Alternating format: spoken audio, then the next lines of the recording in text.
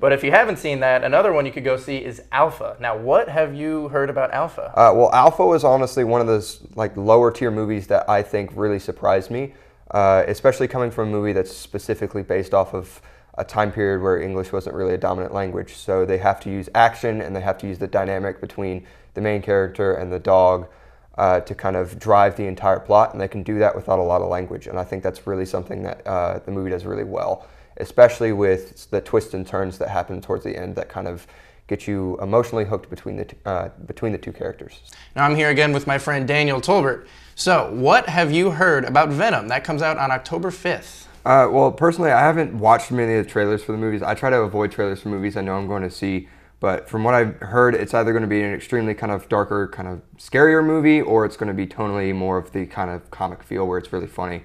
I think Tom Hardy's always like a really good kind of actor to cast in these questionable roles, but as long as he can keep consistent and the movie doesn't turn out to be just a CGI fest, I think it could be very, very successful.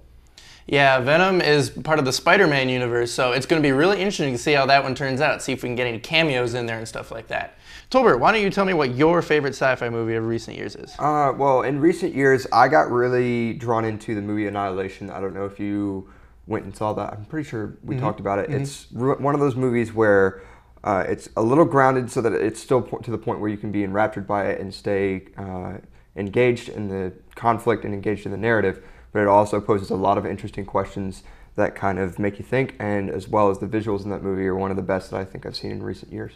Yeah, Annihilation's honestly one of my favorites. But also on top of Annihilation, I really like Arrival. Now that is a new take on the whole aliens visiting Earth idea, and it's got a lot of different elements and plot ideas in there, and it plays with time quite a lot, but not time travel. It also has a lot to do with language, and it really makes you think. And honestly, that's one of the most important elements of a sci-fi movie to me, that if you really can think about it, like in Arrival and Annihilation, like that's something that brings it to the next level. Yeah. And especially like movies that go along with that, you have Ex Machina, and you have The Martian, Planet of the Apes, all those kind of movies that come out within. You also have Interstellar and Ready Player One, and movies just like that. They really are pretty spectacular, and don't even get started on the visuals. Those are pretty awesome as well. Hello everyone, welcome back to the 90-second movie show. October is right around the corner, and there are some great movies coming out. We've got First Man, Halloween, Bad Times at the El Royale, and a whole bunch of other ones that we really want to go out and see. So I'm here again with Daniel Tolbert. Tell me, what are some great movies you're looking out for in October? Well, as you mentioned, Bad Time at the El Royale is one of those that I think is going to fly a little bit under the radar with actors such as Jeff Bridges and John Hamm in action roles. I think it's going to do really well, even if it might not gross very highly at the box office. I think it's still going to be a good movie. And then the other one that I'm looking forward to is Star is Born with Bradley Cooper and Lady Gaga. Both those actors are going to be really interesting dynamic to see on screen, especially since it's going to be a little bit of a romance side. I think it's going to draw a lot more people in to see it.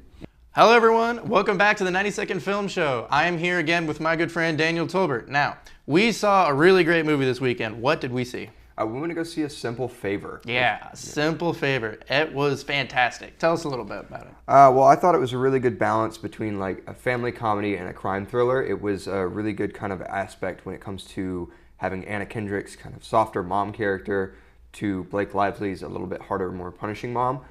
That dynamic went really well with the entire overarching themes of the movie, and it also fit in really well with the narrative. I found myself laughing in the theater out loud multiple times, as well as white-knuckling the armrests on my chair. So yeah, if you haven't seen A Simple Favor, it's kind of in the same vein as Gone Girl and A Girl on the Train. It really, really was. It was a thriller to the very end. Like you said, I was on the edge of my seat the whole time. Anna Kendrick did a fantastic job. I didn't know she had it in her. And then Blake Lively also, you can't go wrong. She absolutely killed the role. I mean, it was. You continue. I can't say any more good things about it. Well, I also thought that it was one of those movies that like the ending continuously kept me guessing. There was a lot of parts in that movie where you are led one way and then they completely pull you in a separate direction, and you're like, all right, well, I guess this is the only twist, and then there are 2 or 3 more twists and turns that continuously kind of yank you around, and it's not in a bad way. It also it's more of a roller coaster kind of up and down than it is just like somebody pulling on your arms, because it seems a lot less forced. So it is one of the best thriller movies I've seen in quite some time, and I'm pretty sure you would agree. If you have not seen A Simple Favor yet, do yourself a favor and go out and see it. Absolutely. It is one of the best movies of September, let alone the fall, quite frankly. Hello everyone, welcome back to the 90-Second Film Show. It is the month of October, which means it is horror month. There are so many great movies that are coming out in the month of October that are really scary, get people going. I'm here again with Daniel Tolbert. Tell me, what is one of the best horror films you've seen recently? Well, in terms of Halloween coming around, I always get to jump back into the horror genre. It's one of my favorites. I always go back to The Conjuring. I think that's one of the initial movies that kind of kicked off the horror genre for me, and I always think that it's a solid film, and I can rewatch it as much as I can. Another genre that people equate with horror is thriller, and if you're talking thrillers, you can't escape Get Out. Now that is one of the best horror thriller movies as of late, and that has been going around so long. People love it because it catches you so off guard, and it's got a great social message behind that as well. Is there another horror movie you got in mind that goes along with that? Well, in terms of Get Out, there's a genre of kind of like smart horror, smart thriller, where I think the narrative drives a little bit more. I would look at Hereditary. Hereditary was one of those, I think, came out of nowhere horror movies that really kind of took me by surprise, had a lot of twists and turns. I think that if you're a fan of the genres, you definitely should go see that movie. I'm here again with my friend Daniel Tolbert. Now tell me, what were your thoughts on First Man? I thought it was a really solid film. One of the things that I thought they did really well was the casting. Both main characters kind of balance each other. Neil was kind of like the very emotionally stable, very monotone kind of character, and then they have his wife is playing the more emotional side, and it kind of really pulls you back and forward between like having to have the strength to go do something like that, and then the emotional ties that it has and the emotional strain that it puts on the family. I think that was conveyed really accurately.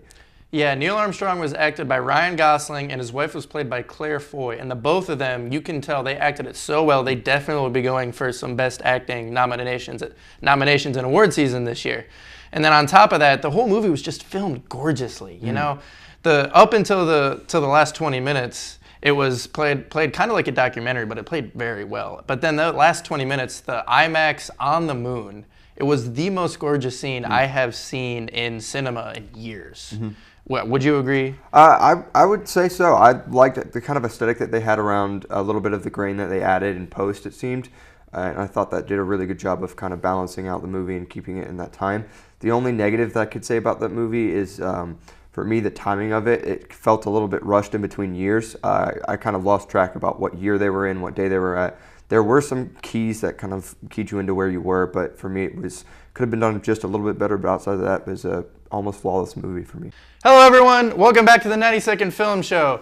We are talking another genre special this week with war movies. We got a bunch of high action recommendations for you. I'm here again with my good friend Daniel Tolbert. Now, what is a good war movie that you've seen lately? The most recent one that I have in my mind would be Hacksaw Ridge. Hacksaw Ridge was a really strong war movie for me, especially since it kind of pitched that idea of the nonviolent aspect of war and more of the healing side instead of the violence just for violence sake.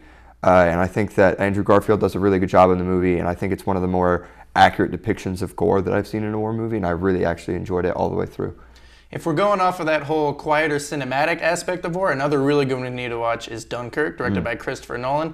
That one does away with how scary it really can be, how many people were truly involved, and how really no one had any idea what was going on. And the story interweaves in a lot of really interesting ways, and Dunkirk, honestly, the music on top of that, it's really quite a fantastic movie. Yeah. Are there any others that come to mind for you? Another recent one that I can see that got attention was 13 Hours. 13 Hours for me was one of those that kind of balanced between a little bit too nationalistic for me, and the action was still really good because Michael Bay is good at action, but he struggles a little bit with more of a narrative scene. 13 Hours, again, is still a decent war movie, but I wouldn't consider it up there with like the Saving Private Ryans or the Dunkirk or anything like that. But yeah, and then another recent one that's kind of going along in that vein is 12 Strong.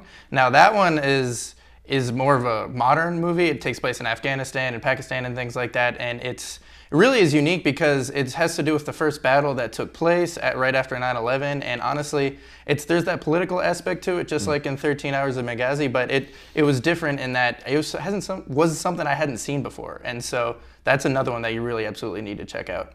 I'm here with my friend Daniel Tolbert. Now, what is a movie you're looking forward to in the month of November? Well, when it comes to this month, the primary movie that I'm looking forward to is The Crime of Grindelwald, the sequel to The Fantastic Beasts and Where to Find Them.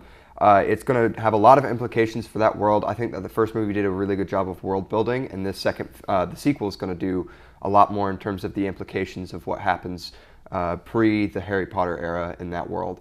Are there any others that come to mind for you? Another sequel again, Creed 2 coming out as well. I think it's Thanksgiving weekend. Another solid film out of Michael B. Jordan that came out in Creed 1. And I think that the second one, it's going to keep on following down that kind of boxing, fighting path.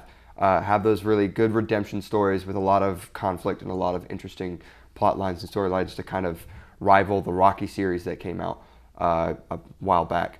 So yeah, it's bringing boxing back to a new era of filmgoers. Hello everyone, welcome back to the 90-Second Film Show. I'm here again with my friend Daniel Tolbert, and this week we are talking about the movie Overlord. Now, that's kind of a unique zombie movie that's coming out. What do you know about Overlord? Well, from what I've seen about Overlord, it's a World War II era kind of zombie movie that turns from D-Day, and they go into the back lines and they're trying to infiltrate the Nazi camp in the back, and they find something a little weird. In terms of zombie movies that I've seen recently, Overlord's R-rated. I think it's going to fit the genre a little bit better than movies such as like World War Z or I Am Legend. So I'm really actually looking forward to this one. I heard very good things about it, so I'm planning on going to see it when it comes out. Yeah, when you think of the traditional zombie movie like World War Z and I Am Legend, now those, they're rated PG-13. They're more, not towards a family audience, but just more friendly to the viewer. And it's really, those are very different movies, because this Overlord is going to be more historical, more out there, in my opinion, whereas the traditional zombie movie more has to do with like the worldwide plague or something like that. So it's going to be very different. I also think that it's going to have a little bit of a darker undertone in terms of messages of the other zombie movies are a lot like overcoming everything, and I think Overlord's going to have a little bit darker of like questions of humanity and everything like that. So I'm really interested in the way that they kind of take it. Well, you heard it here first, guys. You need to go out and see Overlord when that comes out this weekend. Make sure you give that one a view. Thank you so much for watching the 90-Second Film Show. It has been Daniel Tolbert. I'm Connor Cable for the Bears Beat. Thank you so much for watching.